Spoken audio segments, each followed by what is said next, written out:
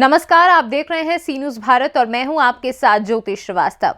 भारतीय किसान यूनियन भानु के किसानों ने ट्रैक्टर मार्च निकाला और प्रदेश कार्यालय पर भारी भरकम भीड़ जुट गई और भारतीय किसान यूनियन संगठन को प्रदेश भर के साथ साथ हरियाणा के कुरुक्षेत्र मैदान के दंडी स्वामी महाराज का भरपूर समर्थन मिल गया है और दंडी स्वामी महाराज किसान आयोग के गठन के लिए जल त्याग कर भूख हड़ताल पर बैठ गए हैं। देखिए ये खास रिपोर्ट। राष्ट्रीय अध्यक्ष भानु प्रताप सिंह ने बताया कि संत श्री कृष्ण आश्रम दंडी स्वामी जी के आमरण अनशन में सभी सम्मानित कार्यकर्ताओं व पदाधिकारियों से निवेदन है कि उनके साथ खड़े रहें। हरियाणा कुरुक्षेत्र के परम पूजनीय संत श्री कृष्ण आश्रम दंडी स्वामी जी महाराज की एक संत समाज में प्रतिष्ठित व अनुभवी संत हैं। स्वयं गाम राम की प्रतिष्ठा व प्रगति के लिए हमारे प्रदेश कार्यालय इमलिया फिरोजाबाद जनपद पर आमरण अनशन पर बैठ गए हैं। हम उनके स्वास्थ्य के लिए चिंतित हैं, लेकिन उनके निर्णय व संकल्प के सामने नतमस्तक, क्योंकि वह निज निवास की पहचान जलेसर के नगला सुखदेव स्थित देवलोक धाम के संरक्षक भी हैं, जहां पूर्व मुख्यमंत्री उत्तर प्रदेश सरकार बाबू कल्याण सिंह हमारे आवास पर प्रदर्शन करने पहुंचे थे। उत्तर प्रदेश सरकार ने हमसे फोन के माध्यम से एटा फिरोजाबाद जिला प्रशासन ने आकर हमारी पीड़ा को समझा जरूर है, लेकिन हम देश के किसानों के लिए किसान आयोग व अन्य आवश्यक मुद्दों को नहीं छोड़ सकते, क्योंकि मैंने अपने जीवन के 40 साल से ज्यादा इन्हीं मुद्दों के लिए दे दिए। अब जो भी हो, इमलिया उमरगढ़ तहसील टूंडला जनपद फिरोजाबाद में प्रदेश अध्यक्ष उत्तर प्रदेश भारतीय किसान यूनियन योगेश प्रताप सिंह के नेतृत्व में चल रहे किसान आंदोलन की पतवार अब एक संत के हाथ में है। अब यही प्रतीक्षा है कि एक संत ब्रह्मश्री मुख्यमंत्री उत्तर प्रदेश सरकार योगी आदित्यनाथ संत की हृदय की वेदना को कब सुनने आता है। कारतूस में चर्बी का बताया गया कि गौ के मतलब की चर्बी का उसमें कारतूस में है। केवल केवल केवल इतनी बात के ऊपर गदर मिट गया था और आखिर में 1847 में आज़ाद हुआ देश। और चाहे हमने कितनी यातने जगह पूछा, इतना मतलब हमारे में कि पुलिस जो मिलिट्री जिसने जवाब दे दिया था, हम ये लड़ाई नहीं लड़ेंगे। तो अब जो ये हमारा वो जो दूसरा का राज था, अब ये हमारा स्वराज है। तो स्वराज में मेरी हाथ जोड़ के प्रार्थना है कि जो दूसरे के राज के लिए हम संघर्ष करते थे ना, तो वो तो दूसरे का राज था, अप्राप्त था मैं राज। अब हमारे को प्राप्त है राज, तो अप्राप्त वाले कार्य हमने प्राप्त राज में नहीं करने। हमें शांति फैलाने वाले हैं, अशांति फैलाने वाले नहीं। और फिर सन्यासी का काम यह है ही, सन्यासी तो यूँ गया कि अन्नपूर्णे सदापूर्णे शंकर प्राण बल्लभे ज्ञान वैराग्यम सिद्धर्थम भिक्षाम देहि च पार्वती। पार्वती माता से कहा कि ज्ञान और वैराग्य के लिए मेरे को भिक्षा दो। ये दंडी स्वामी भिक्षा एकांत और मतलब सोच स्नान भिक्षा एकांत, ये 4 काम है। लेकिन जब सर से पानी गुजर जाए तो फिर ये काम छोड़ कर भी मैदान में आना पड़ता है।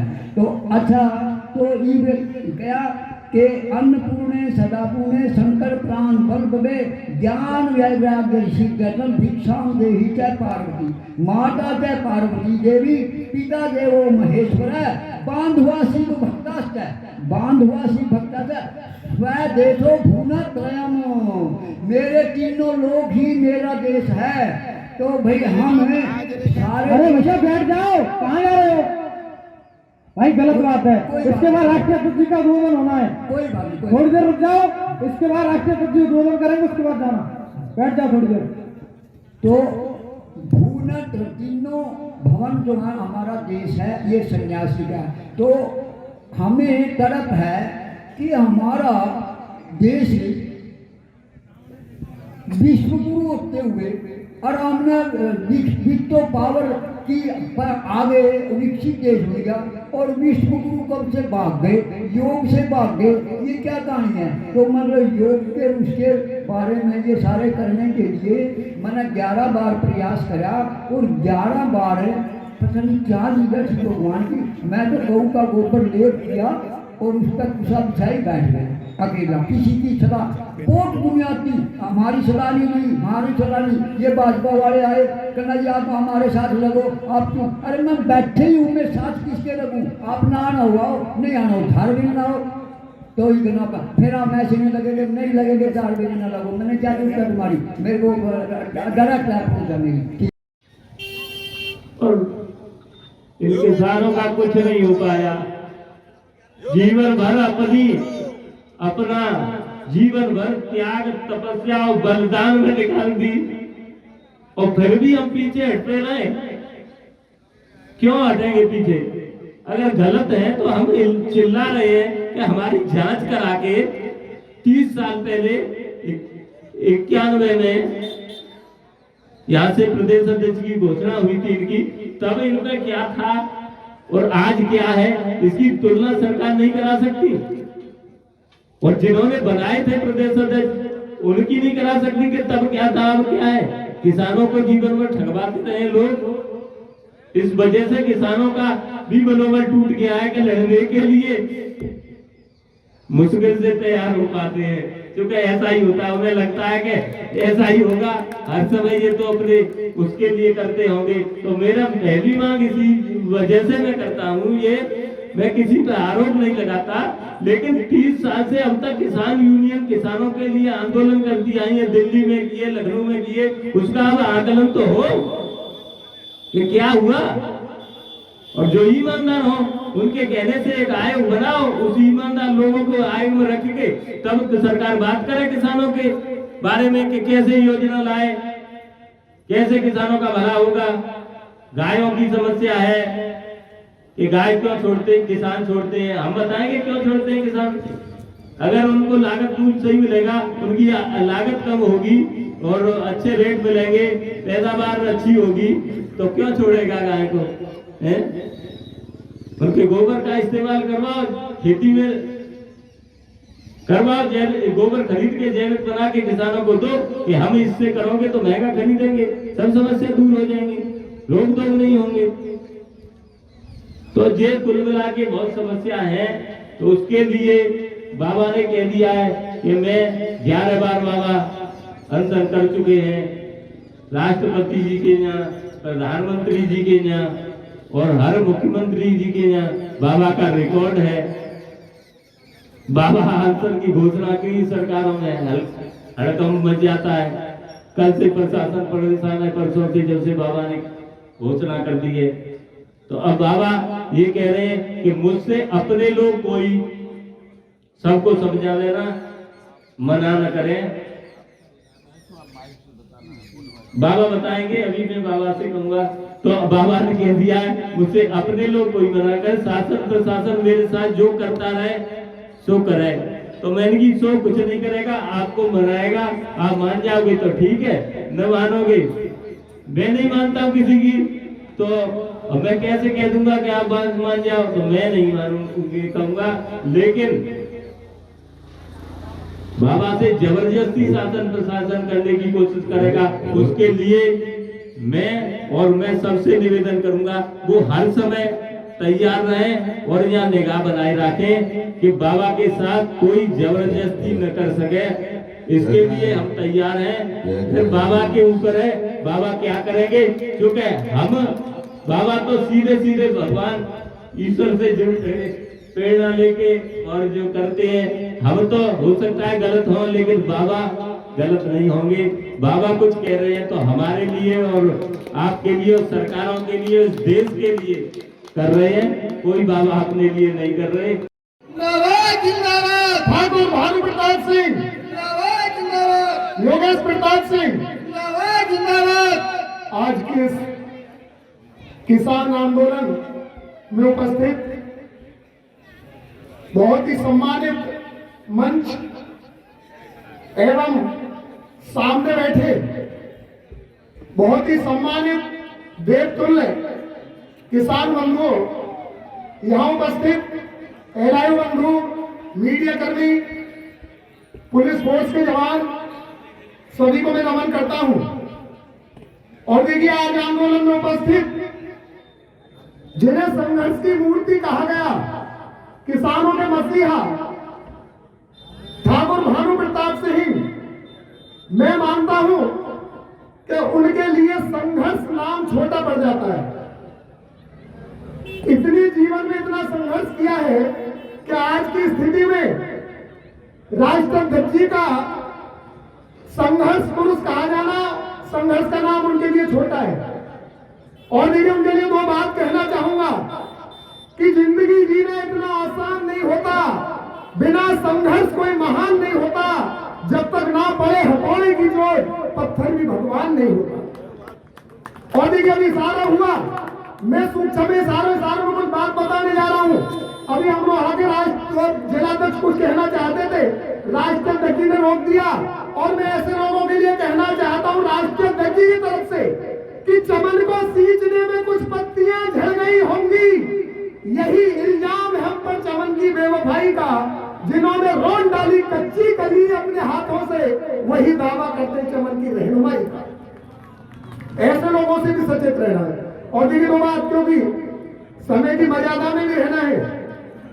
किसानों के लिए आज की दशा में गूंगी धैर्य सरकार से कहना है कि बहुत बुरी हालत है ईश्वर, धरती के भगवान की टूटी माला जैसी बिखरी किस्मत आज किसान की। बहुत बुरी हालत है ईश्वर, धरती के भगवान की टूटी माला जैसे बिखरी किस्मत आज किसान की। ऐसी आंधी चली कि घर का तिनका तिनका बिखर गया। ऐसी आंधी चली कि घर का तिनका तिनका बिखर गया। आखिर धरती मां से उसका प्यारा बेटा बिछड़ गया। अखबारों की रद्दी बनकर बिकी कथा बलिदान की, टूटी माला जैसी बिखरी किस्मत आज किसान की।